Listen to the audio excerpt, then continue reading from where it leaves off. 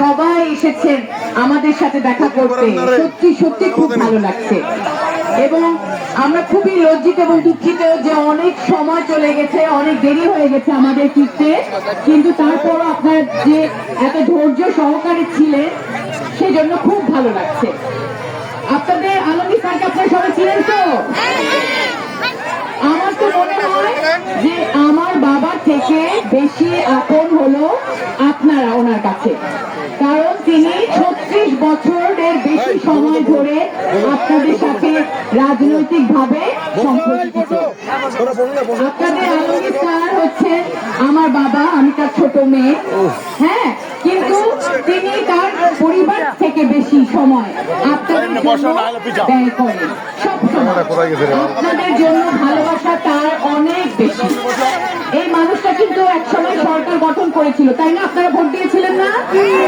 দিয়েছিলেন। এবং তারপরে কিন্তু তিনি কি করেছিলেন? আপনাদের জন্য কাজ করেছিলেন, হ্যাঁ, চেষ্টা করেছিলেন, অনেকগুলো প্রকল্প বাস্তবায়ন করেছিলেন, বরেন্দ্র প্রকল্প করেছিলেন, ভুট্টা চাষ নিয়ে এসেছিলেন আপনাদের জন্য, অনেকগুলো স্কুল কলেজ করেছেন, টেকনিক্যাল কলেজ স্থাপন করেছেন।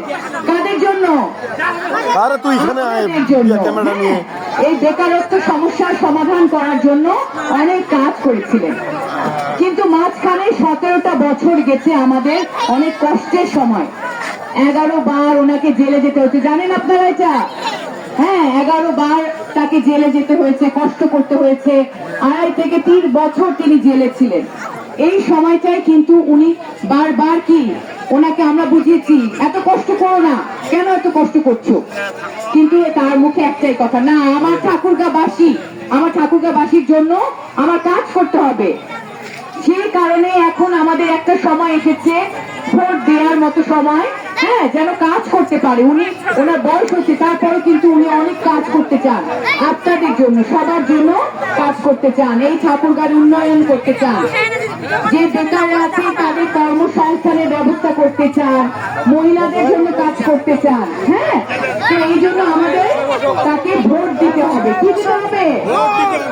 ভোট দিতে হবে। এই মানুষটাকে আবারও ক্ষমতায় আনার জন্য, যেন আপনাদের জন্য সে সেবা করতে পারে, সেটার জন্য তাকে ভোট দিয়ে তাকে আবার আনতে হবে। এবং এই হকটুকু আপনাদের প্রতিকার, হ্যাঁ, এই হক কিন্তু আপনাদের কাছে আছে। কারণ কি, তিনি হচ্ছেন আপনাদের সন্তান, এই ঠাকুরগাঁয়ের সন্তান।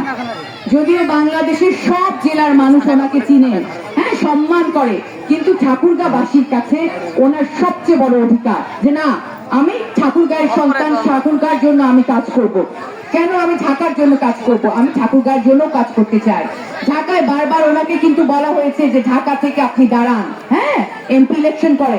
উনি বলছেন না, আমার ঠাকুরগাঁ জেলা, আমার জেলা ঠাকুরগাঁ, আমি ঠাকুরগাঁ থেকে কাজ করতে চাই, ঠাকুরগাঁর মানুষের জন্য কাজ করতে চাই।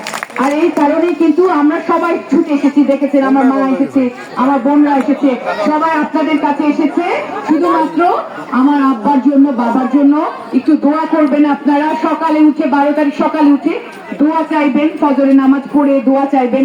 আর যারা হিন্দু মা বোনেরা আছেন, হ্যাঁ, দাদা দিদিরা আছেন, তারা আপনারা প্রার্থনা করবেন এবং গিয়ে ভোটটা দিবেন। সকাল সকাল কি করবেন? গিয়ে ভোটটা দিবেন।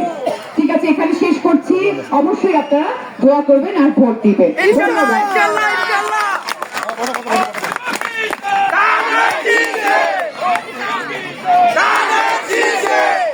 সম্মানিত উপস্থিতি, আপনারা সবাই উপস্থিত হয়েছেন। আমরা কি আমাদের ভাবিকে সবাই ধানের শীষে ভোট দেবেন, মির্জা আলমগীরকে ভোট দিবেন, এটা তো আমরা হাত তুলে এখনো জানাতে পারিনি। সবাই একটু হাতগুলো একটু তুলিয়ে, আমরা হাতগুলো দয়া করে নামাবেন না। আমরা হাত তুলে আল্লাহর কাছে প্রার্থনা করছি, আল্লাহ তুমি আমাদের এই হাতগুলিকে কবুল করে নাও। আগামী 12 তারিখে আমাদের স্যার মির্জা আলমগীরকে তুমি নির্বাচিত করো, দেশের কল্যাণে, ঠাকুরগাঁয়ের কল্যাণে, রহমানপুরের কল্যাণে তুমি কবুল করো। আমিন। এই পর্যায়ে বক্তব্য রাখার জন্য অনুরোধ করছি আমাদের সকলের প্রান্তীয় নেতা জনাব মির্জা ফখরুল ইসলাম আলমগীর স্যারের সহধর্মিনী, আমাদের সকলের ভাবি, শ্রদ্ধার ভাবি, জনাবা রাহাতা বেগম। ভোট ভোট ভোট দিন ভোট দিন রিকশা দিন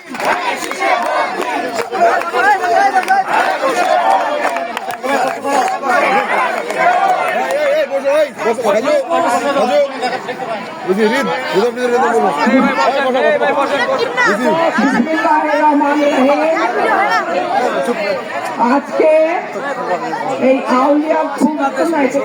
রহিমানপুরের মাটি ধানের শীষের ঘাটি, রহিমানপুরের মাটি ধানের শীষের ঘাটি। আজকে দিনটা নির্বাচন ক্যাম্পেইনের শেষ দিন।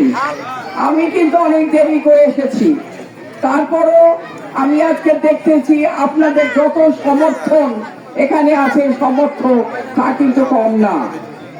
এবং আমার ধারণা যে আপনারা যারা এখন পর্যন্ত সিদ্ধান্ত নেন নাই তারা সিদ্ধান্ত নেবেন। কিসের সিদ্ধান্ত বলেন তো? হ্যাঁ, সঠিক সিদ্ধান্ত নিতে হবে, ভুল পথে গেলে আমাদের চলবে না, তাই না? তার জন্য আমাদেরকে সামনে জানেন আপনারা 12ই ফেব্রুয়ারি নির্বাচন। সেই নির্বাচনে আপনাদের ধানের শীষের প্রার্থী মির্জা ফখরুল ইসলাম আলমগীর সাহেবকে আপনাদেরকে ভোট দিতে হবে। আপনারা তো স্যার আপনাদের অনেক কাছের মানুষ, উনি কিন্তু আপনাদের সাথে ছিলেন, আছেন এবং থাকবেন, তাই না? আমি কিন্তু ঢাকায় আমার মেয়েদেরকে নিয়েছিলাম, ওদেরকে ওখানে লেখাপড়া শিখিয়েছি, কিন্তু আপনার আলমগীর স্যার কিন্তু আপনাদের সাথেই ছিলেন এবং উনি বলছেন উনি থাকবেন এবং আমৃত্যু থাকবেন। আপনারা সময় কিন্তু খুব কম, আমি বেশি কথা বলবো না, বেশি বক্তব্য দিব না। সামনে 12ই ফেব্রুয়ারি নির্বাচন, আপনারা একটা সৎ যোগ্য মানুষকে ভোট দিবেন। সেই সৎ যোগ্য মানুষটা হলো মির্জা ফখরুল ইসলাম আলমগীর সাহেব। আজকে একটা গল্প বলি, ছোট্ট গল্প, যে যখন উনি মন্ত্রী ছিলেন, ওনার যখন টার্ম শেষ হয়ে যায়, সেই সময় ওনার এক চাচা কচুবাড়ির, ওনার নাম ছিল আবেদুর চাচা।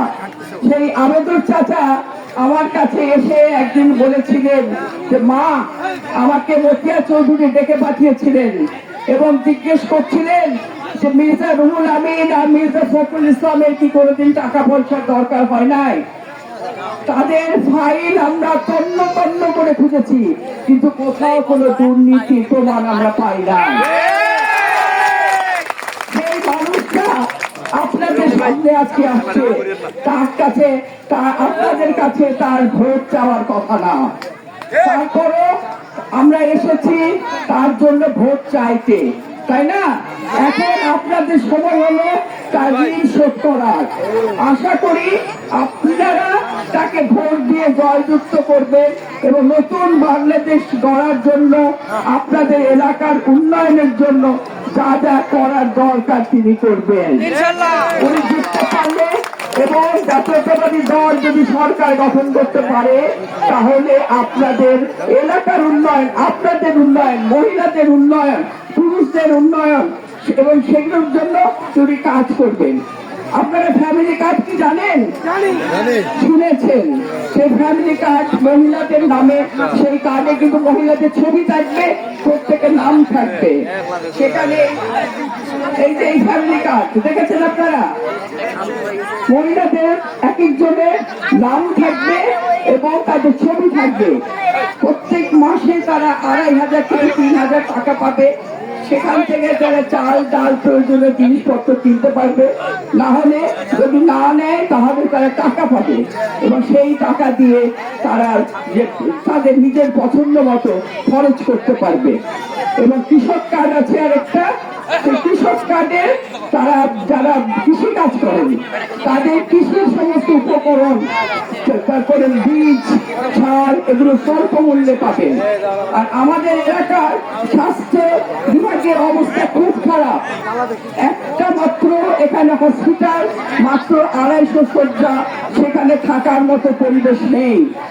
এবং তিনি ওনার যদি ক্ষমতায় আসতে পারেন, ইনশাল্লাহ ঠাকুরগাঁয়ের হসপিটালে 500 শয্যা বিশিষ্ট হাসপাতাল তৈরি করবেন। আরেকটা সুসংবাদ আপনাদেরকে দিব, যে ঠাকুরগাঁয়ের হসপিটালে আইসিইউ এর সুবিধা ছিল না, সেই আইসিইউ এর এখন আমরা সেটা পাস করে ফেলতে পারছি এবং সরকার যদি ক্ষমতায় আসে বাংলাদেশ জাতীয়তাবাদী দল তাকে আইসিইউ নিয়ে আসার জন্য যা যা যন্ত্রপাতি সবকিছু দেব। এখন তাহলে আমাদের কি করতে হবে? 12 তারিখে ভোট দিতে হবে। আপনারা কেন্দ্রে গিয়ে এবং সকাল সকাল যেতে হবে, দেরি করলে কিন্তু ভোট অনেক সময় বিভিন্ন রকম ষড়যন্ত্র চলছে, এখনো কিন্তু ষড়যন্ত্র শেষ হয়নি। সেই ষড়যন্ত্র থেকে মুক্তি পেতে গেলে আমাদেরকে অনেক সকালে, মহিলাদেরকে অনেক সকালে রান্না না করে শুধুমাত্র কিছু খাওয়া খেয়ে, বাচ্চাদের অল্প কিছু খাওয়া দিয়ে তারা চলে গিয়ে ভোট দিয়ে এসে তারপর রান্না বান্না করবেন। আমি আর বেশি কিছু বলতে চাই না, এখন বলতেছি যে ধানের শীষ, এই ধান ছাড়া আমরা কিন্তু বাঁচবো না। এই চাল কিন্তু হয় এই ধান থেকে, তাই না? তো আপনারা তাহলে ভোট দেবেন ধানের শীষে সকাল সকাল। এই বলে আপনারা অনেকক্ষণ ধরে বসে আছেন, অনেক সন্ধ্যা থেকে গিয়ে বসে আছেন। আপনাদেরকে অনেক অনেক ধন্যবাদ, আপনাদের কাছে আমি ক্ষমা প্রার্থী। হ্যাঁ, আপনারা ভালো থাকবেন, সুস্থ থাকবেন, আপনাদের স্যারের জন্য আপনারা দোয়া করবেন, তার শরীর যেন ভালো থাকে, সুস্থ থাকে। এই বলে আমি আমার বক্তব্য শেষ করছি। ভোট দিবেন কিসে? ভোট দিবেন কিসে? ভোট দিবেন কিসে? হিন্দু মুসলমান ভাই ভাই, হিন্দু মুসলমান ভাই ভাই, হিন্দু মুসলমান ভাই ভাই, তারুণ্যের প্রথম ভোট, তারুণ্যের প্রথম ভোট, তারুণ্যের প্রথম ভোট। হ্যাঁ, এই বলে আমি আমার বক্তব্য এখানে শেষ করলাম।